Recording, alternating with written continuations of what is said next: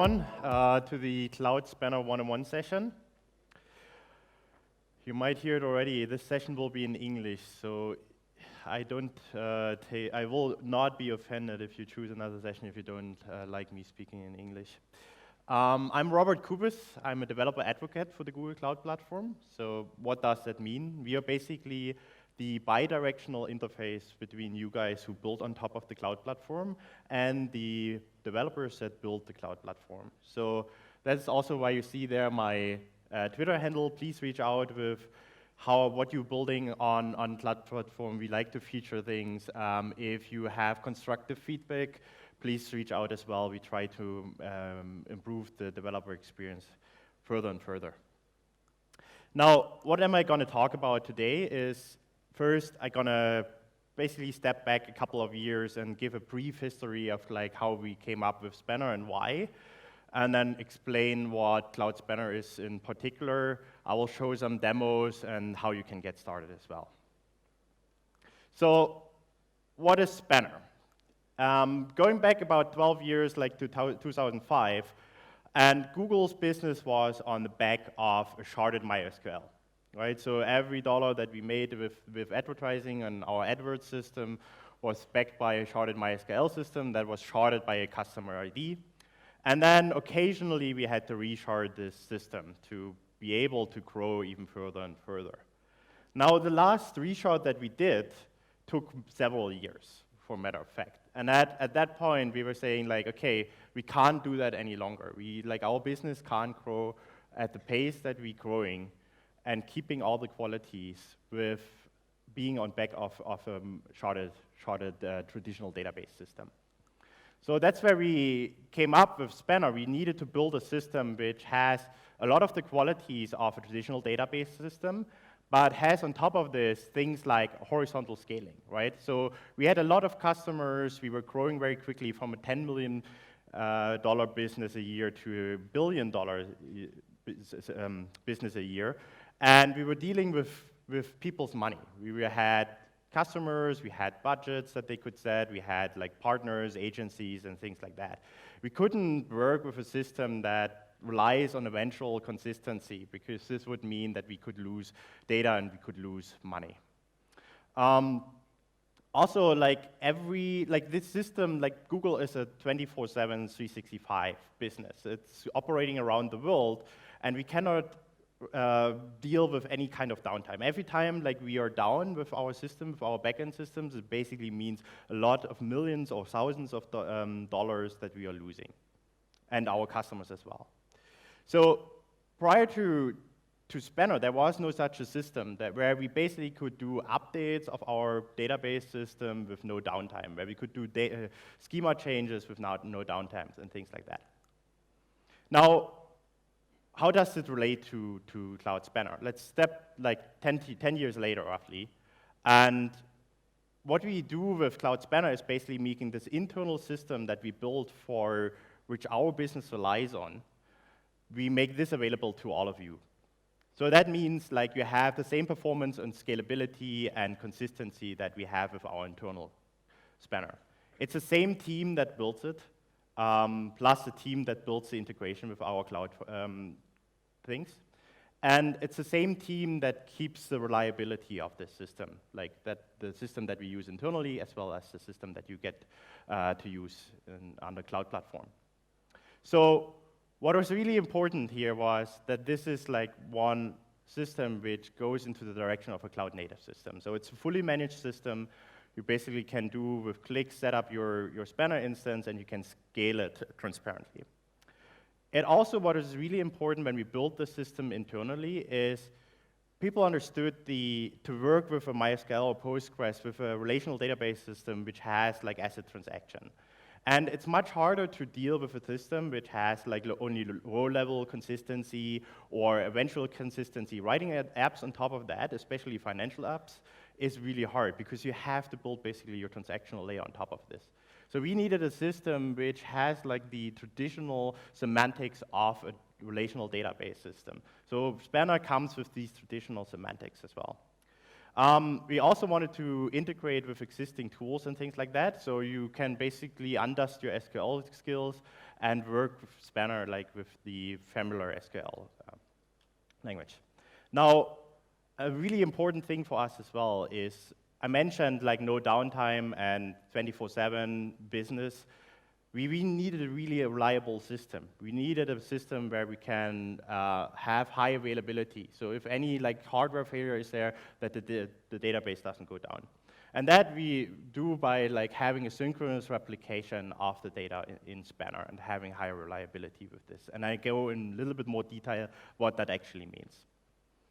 And what you also get with putting your applications on Cloud Spanner is a system which has been battle tested within Google. Our AdWords system relies from the start on it, but also nowadays a lot more of the internal and external apps that we have rely actually on top of Spanner. So for a matter of fact, if you look at Google Cloud Platform, the control plane, which basically tracks everything when you start GCE instances and things like that, the control plane is based on top of Cloud Spanner. Now, what Google is really committed to is being the open cloud. So we try to like really hard to have as least lock-in as possible.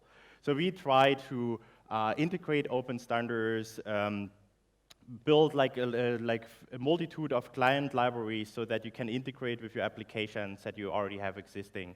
So we have client libraries in Java, Python, Go, Node.js, and there are more languages coming up. We also have like the gRPC stub as open source, so you can build your own languages, own client stubs as well as you want. We also provide currently a read-only gDBC driver to integrate with tools like business intelligence tools and things like that. What was really important for us as well for a cloud-based solution is from the start to integrate Cloud Spanner with things like audit logging, identity and access management, and encryption on rest of your data. Also, if you look at the SQL language standards that is used within Google Cloud Platform, it wasn't always that we had a coherent story there. So we put actually a lot of effort in the recent months and years to standardize on the SQL dialect that we are using throughout our products. And Cloud Spanner uses also SQL ANSI 2011 as, for instance, BigQuery is using, with some extensions on top of this. Now, we get asked a lot, like, how does Cloud Spanner compare to a traditional relational database system or like a non-relational database system, like a so-called NoSQL database? Now, if you compare Cloud Spanner to a traditional relational database system, you basically look at schema, SQL, and consistencies, and both of these systems, like a traditional relational database and Spanner, provide this. Where they divert is availability. Now, you can build a high available system with a traditional database system, but usually what that means is you like create like a read replica, you create a failover, you have to manage all these. And basically with a read replica, you free up your master node a little bit of the read like workload to get more performance towards the write workload. But your traditional relational database is the only vertical scaling database. Now, what it also means, like, if you have a failover instance or a read replica in a sharded system, you need to manage all these. You need to manage like updates of your systems. You might have to fail over your master to your failover instance when you want to take down your master and update the hardware or update the OS, which basically means even if it is planned, you incur a downtime. Right? This is not the case with Spanner. We don't have downtime with Spanner. The other thing is, if you look at like scalability, as mentioned, in a traditional database system, you basically have vertical scalability and you can, to some extent, go like higher and higher in the sense like you wait till your cloud provider provides a bigger machine, and you hope that they provide a bigger machine while you're reaching the ceiling. And you can do things like read replicas to free your master from this read workload, but you still have a ceiling in terms of scalability.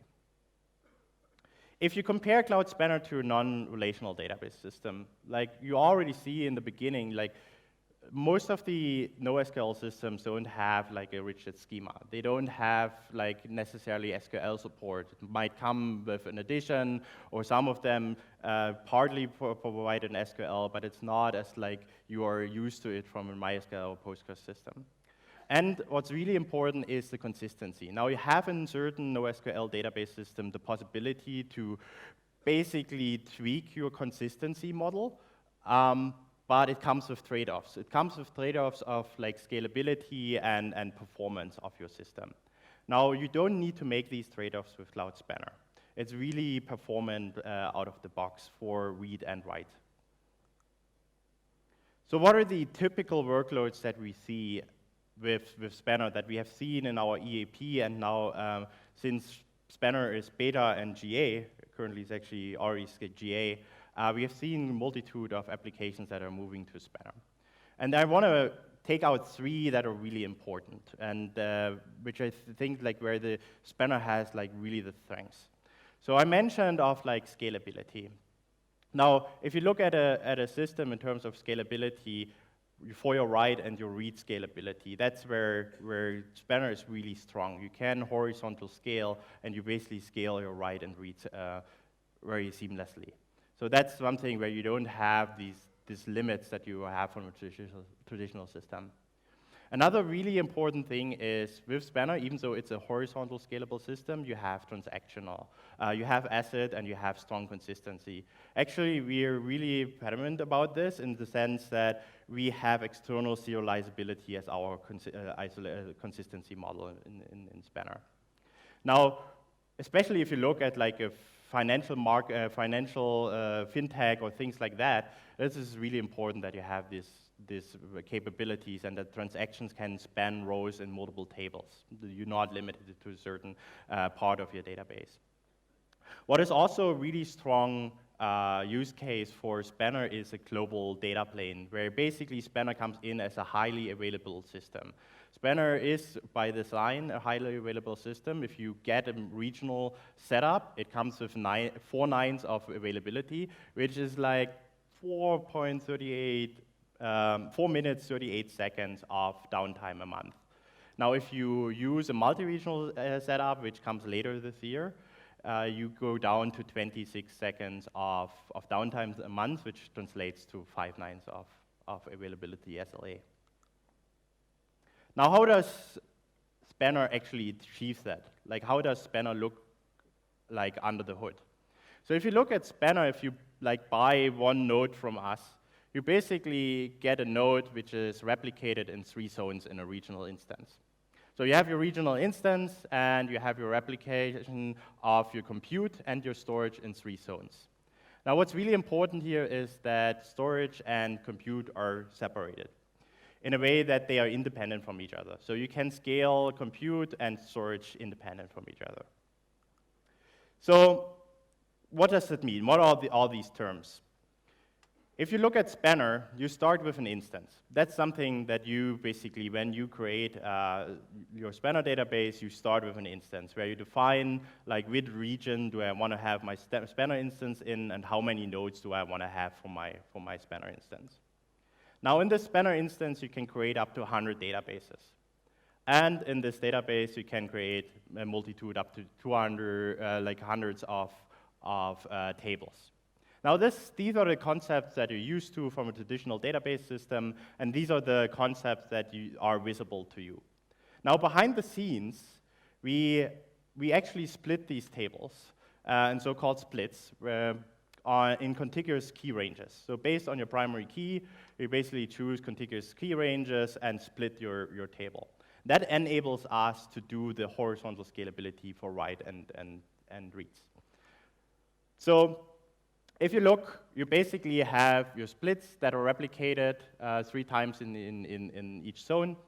You have your nodes, and for this example right now, we look at only 1 node. So you buy 1 node from us, this is replicated in 3 zones. Now, what is really important is that to be strong consistent, you really have to make sure that only one is writing basically to a certain split, and is in control of that data piece. Now, what we use in Spanner is the so-called Paxos algorithm, which is a majority voting to vote leader in that group. So we have basically Paxos groups spans all 3 zones, and they're basically based on the split. So you have for each, like the replica, you choose 1 leader in your Paxos group. Now, if you know and you come from a distributed world, you know, like making sure that you actually have only 1 leader at any point in time requires a lot of communication. Now, communication is expensive, and that would basically mean that you slow down your database. So what Google did is they invented actually a system which removes the need of a lot of these communication. And that system is called true time. So what is true time? So if you compare your watches with your neighbor, and you go out and you come back in 5 minutes, if you have really detailed watches in like milliseconds, your watches will have drifted from each other. The reason is like atmospheric rays, it is temperature, it's pressure, all kinds of things that interfere with how fast your clocks are running. So keeping clocks in sync across oceans and across data centers is a really, really, really hard problem. Now, what Google did is they built a system based out or consisting of atomic clocks and GPS synchronization to synchronize the clocks in all data centers. Now, it's not a wall clock time that you get actually 1 timestamp. Which is really smart here is actually you get a range. You get kind of like a range of time. And what is this range? So you get a lower bound and an upper bound timestamp. The lower bound timestamp means that this time has definitely passed everywhere in the world. The upper bound timestamp means that this timestamp has definitely not passed everywhere in the world. And by the technology that we are used, we can basically get this interval down to a couple of milliseconds. And by having this global wall clock time, we can make sure that we have exactly 1 leader for a split at any point in time. And by that, we can make sure that we have strong consistency in the transactions that we are running in Spanner. Now, let's show a little bit like how that looks like when you look actually at a query that runs against Cloud Spanner. So in this case, I want to do a consistent read, which basically means I really want to have the latest data at that point. So what I start with is my client sends a request, and it goes into a front end which figures out where the responsible split for this query is. So there's a transparent routing basically happening. Now, in this case, we are routed to a slave or like a replica, which is closest to us. And that replica basically says, okay, this is a strong read, so I need to check if I have the latest data. So it will do a request to the leader of that split. And it will get back, yeah, you have the latest data, and then we basically can serve that data from the slave, from the read replica. Now, in the case that you have actually not the latest data, so we ask basically the leader, like, do I have the latest data? The leader will respond back, no, you don't have the latest data, but just wait a couple of milliseconds and you will have it. So it's not that with this request we are sending actually the data. Most likely at the point that we are asking the leader if we have the latest data, the data is already in flight to the replicas, so that we will basically be in sync at a later point. So what it basically happens is the slave will wait out that time till it's up to date to the timestamp when the request came in, and then once the time is waited out, we can respond with the data. Now, the thing is, there might be use cases where you don't want to stress your leaders basically with these calls to check if I have the latest data. There might be use cases where you can read stale data, where you're okay to read stale data. And especially if you look at a multi-regional setup where you have replication globally, this might be a good thing to actually answer really quickly to your clients. Now, how can you do this? The way to do this is to so-called use stale queries, where you give a time bound of how much staleness you allow. So in this case, I basically say, all right, I want to have data which is at maximum 15 seconds old. Now this comes in again through one of our read replicas, and the read replica checks basically the timestamp of the data that it has for this data that is requested, and checks against like the timestamp bound and sees, okay, I have data which is definitely newer than the timestamp bound, so I can return and respond directly without involving the leader at all. Now the next concept is read-write transaction. And just what I want to mention before, if you saw like the read-only transaction that I talked in the beginning, it didn't have any locks that so read-only transaction can actually work without setting any locks and slowing down my read-write transactions. Now, in a read-write transaction, what I basically do is when the request comes in through my front end that does the routing is directly done to the leader of my Paxos group. Now, the leader acquires locks and sends back the query results for the read that I'm doing in my transaction. Now then, I'm doing something, I do a calculation, I'm adding some money to it or things like that, and I'm sending back basically the write that I want to do, the update of the data. Now in that case, we have the logs already acquired. What we do is we're sending the write to our read replicas. And as soon as a majority comes back from this read replica, which includes myself, the leader, at that point I can basically say, okay, the data is going to be committed, so I can respond already to my client and say like, okay, I can respond and release the logs. And any replica that hasn't responded up to that point basically will catch up. All right, so I mentioned that Spanner is based on like the semantics that you're used to from a relational database system, be it MySQL, be it Postgres, or any of the major database vendors. Now you have like very familiar constructs. You have tables with columns which have like the standard SQL data types, so it's strongly typed. And what you can do here, for instance, you have a singles table and an albums table where you can define primary keys. Now there's one thing, you don't have foreign key constraints in Spanner, but you have a different concept which is kind of like a foreign key constraint minus minus, which we call interleave tables. Now what are interleave tables? I was just talking about Spanner being a distributed system, a horizontally distributed system. And anytime you need to do any communication to get your data together to do a response, that basically means time more spent for actually getting your query results to your clients. So if you have certain queries where you want to co-locate the data, where you basically want to do some kind of a pre-join, you can use the construct of interleave tables, which basically ensures the co-location of that data. And very straightforward to do this, you basically do the singers table here and then the albums table and define that the albums table is an interleaved table of your singers table. Now there are certain schema things that you can do, and there are certain things that you should not do. So like anti-patterns that are used to do in a vertical scalable database system are here actually hurting if you move to Spanner. So I want to point out a couple of those. One is if you use, I mentioned that Spanner tables are split up by contiguous key ranges. Now you can imagine if you use a monotonic in increasing or decreasing primary key, you basically always end up in one split if you basically append to this table. So you are hotspotting on that one split, and that restricts your scalability. Now, basically the way that we get write and read scalability is by moving around these splits that I mentioned earlier to different compute nodes. So if we see like one of the compute nodes is very busy, we basically take away that split and give it another one. And by that, we have the scalability in reads and writes.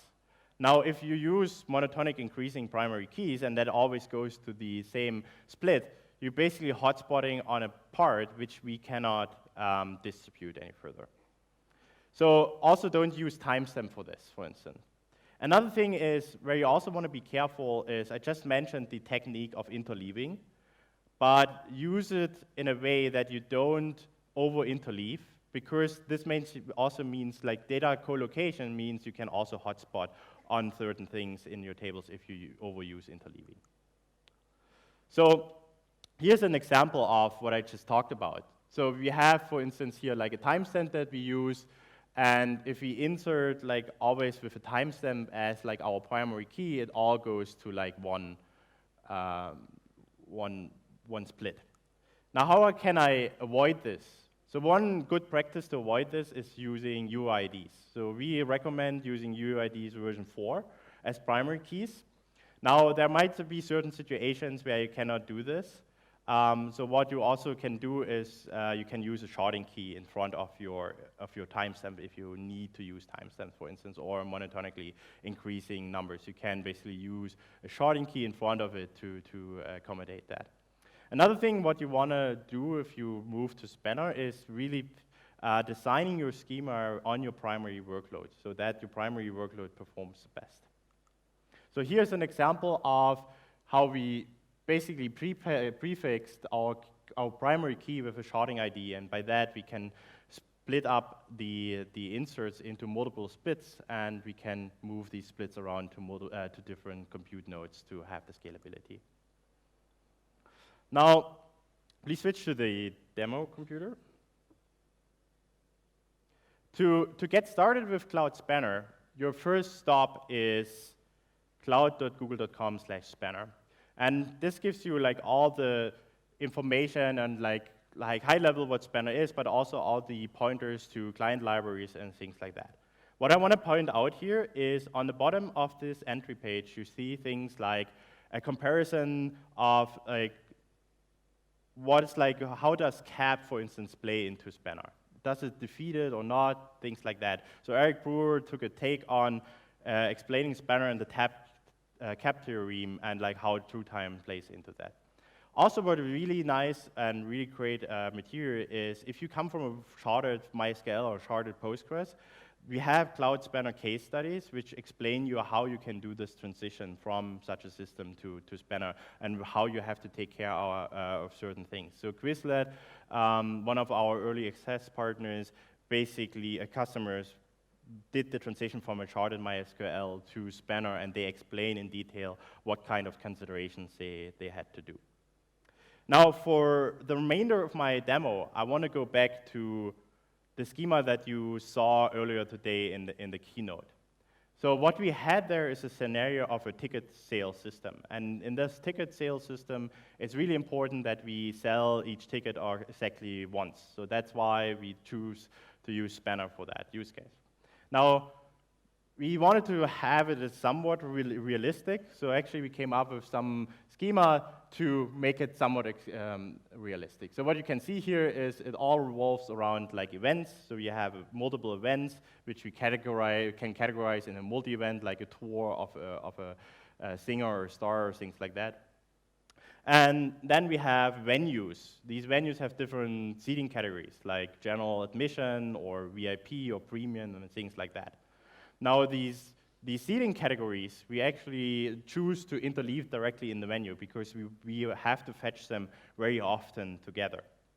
And then we have different prices for our events, so we actually do connect ticket categories to seating categories, and then have all our tickets in our database. So in this database that we showed in the keynote today, we had up to 1 billion tickets actually in the database that you can sell. Now, while this database is running, I can actually do things like running queries. So in this case, I have a query which looks at the seats available for events that are going on right now till midnight today. So you see down here in my where clause, I'm looking at like, okay, what's happening right now till midnight, or actually 2 a.m. And I look for all the events that are going on in Spain. So now when I run this, I will see that this will actually take a while, and I might look at it and say like, okay, like this is not actually for a transactional system where I need to do this check like really quickly. 8 seconds is definitely too long to do this. Now, what you can do with Spanner is actually directly in our Cloud Console, you can inspect your queries, and you can check, like, what is the query plan? What you're basically used to from any other major database, where you can actually see, like, what is the database doing behind the scenes? And as you can see here, we are actually, like, scanning a lot of rows. And scanning a lot of rows is pretty expensive. So what you can do as, like, in the major database systems is to actually give the optimizer, the query optimizer, some hints on what to do. So in this case, I have an index defined on my event table, which will help me to boil down the data that I'm actually reading. So in this case, I use, that's one of these extensions where I say, okay, I want to force the index use event by date, and you see, like, right now it's coming back in much faster, in 1.4 seconds. And if we look at the explanation, you see that the row scan boils down a lot. So you have the possibility to also tweak your queries in that way. Now, I have a Play database, and I want to show you really quickly how you can get started, for instance, with Java and running your own queries with Java and Spanner. So if you set up your environment, the first thing that you need to basically authenticate against Spanner. And if you have gcloud installed on your machine, or if you run your workload on GCE, you have something called application default credentials. And so you see here, I just go do Google credentials.get application default, and basically it uses my context that I'm running this application in and does all the authentication for me. So that's pretty quick. The next thing that I want to do is I need to define, like, which instance do I want to talk to and which database do I want to talk to. So very standard, the project is taken from the application default credentials, so I don't have to define that here. So I only define the database, the instance name, and the database name. The next thing that I need is I basically need to start up my database client. So in this case, I just basically get my database with all the information that I just mentioned, like project ID, instance ID, and database ID, and then I can basically start running transaction. So the first thing that I'm going to do is I'm going to show you a read-only transaction. So in this case, I basically get from my database client and say, like, okay, I just want to do one run of a query, so I get a single-use read-only transaction. So this doesn't keep this transaction open. It basically gives you the possibility to run one query, get the results back, and the transaction is over. We are using, in this case, a read-only transaction because I don't want to acquire any logs on Spanner, as I mentioned before. Now, we basically do our query. In this case, I'm just getting all events that are happening right now till, like, yeah, which basically all the events, like 10 events that are, which are open for sale right now. And I need to, of course, go through my result set, so results, and like as you're used to from iteratable collections, you basically can just iterate through your result set and print out the results. So in this case, as you can see in my select statement, I select the multi-event ID and the name. So I just get string, and you can choose either the column name, the column in your SQL query, or you can choose actually the column index.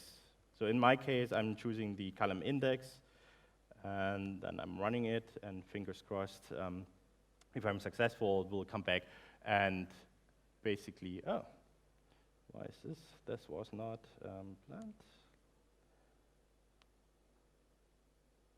All right, demo fail.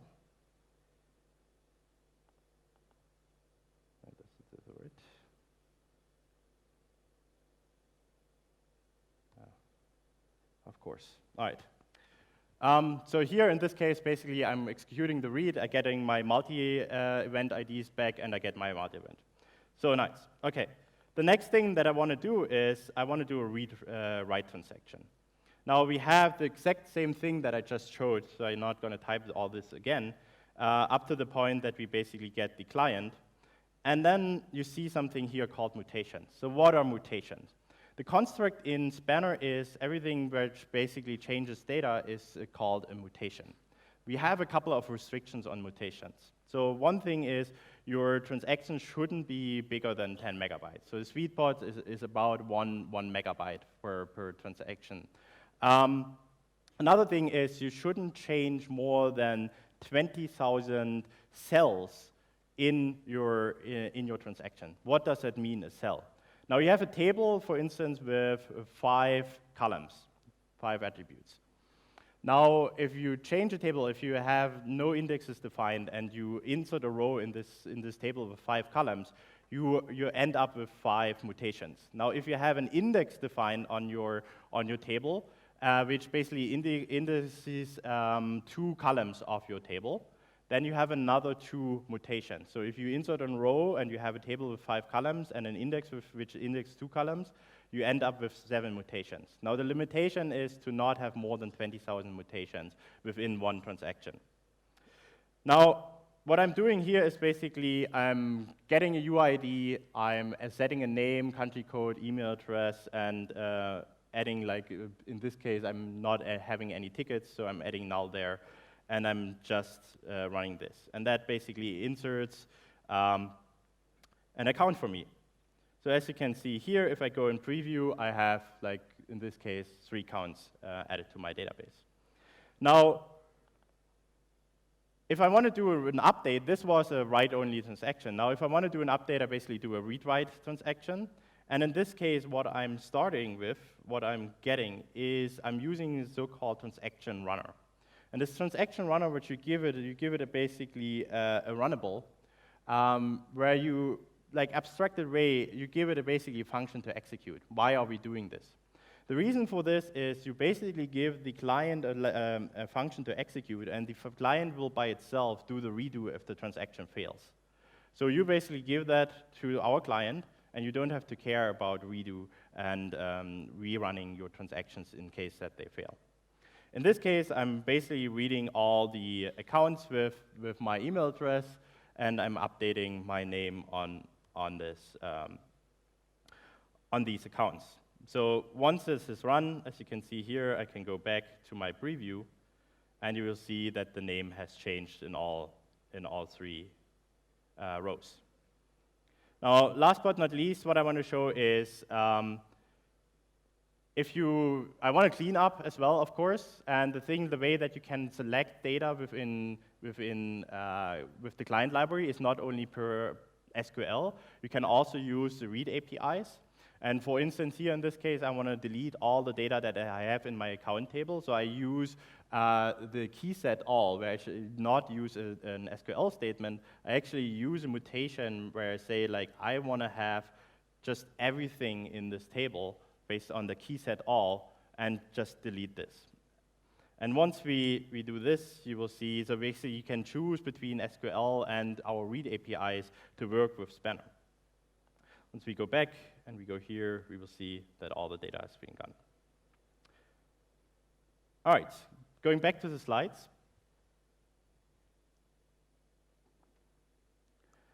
So how does Spanner compare to all the other products that you might have heard about today, or you might hear in the future, or you did hear about in the past?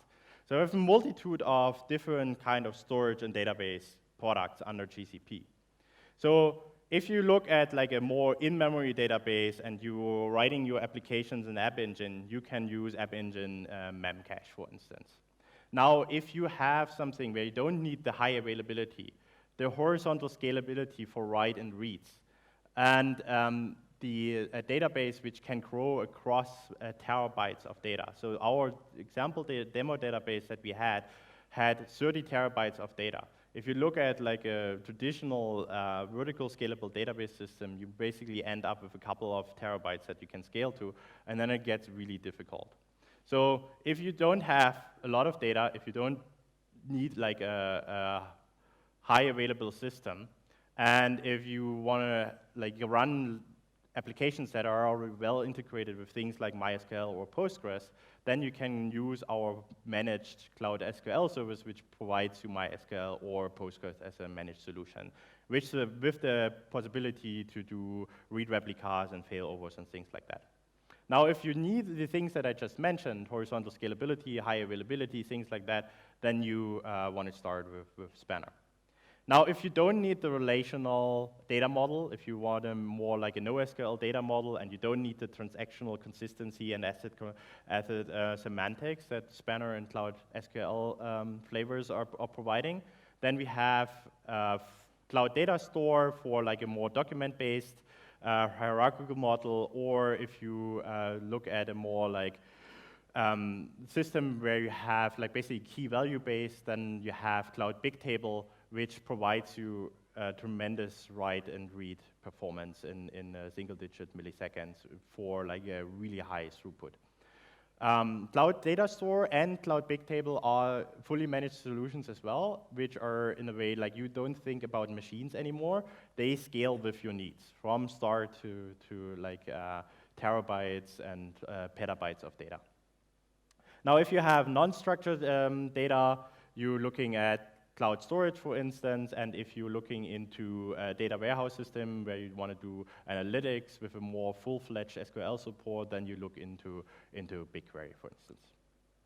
Now, there are a couple of decisions that you can make along the way if you at the point where like, okay, which system should I use? It's basically a reiteration of the slide that we saw earlier, where you basically can ask yourself a couple of questions in terms of, is your data structured? If not, you can go to cloud storage. If you need a mobile SDK, you can go to Firebase and use Firebase storage to have like all the integrations with iOS and Android and a lot of web SDKs. Now, if your data is actually structured and you want to do analytics on top of it, then you're looking more to the things like Cloud Bigtable and BigQuery. If you don't, like your primary workload is non-analytical, then you make the decision between relational versus non-relational, where in the relational case, you go to Cloud SQL or Spanner, and the non-relational case, you go to Cloud Data Store or Firebase DB. And with that, I'm done with my talk, and thank you very much for your attention.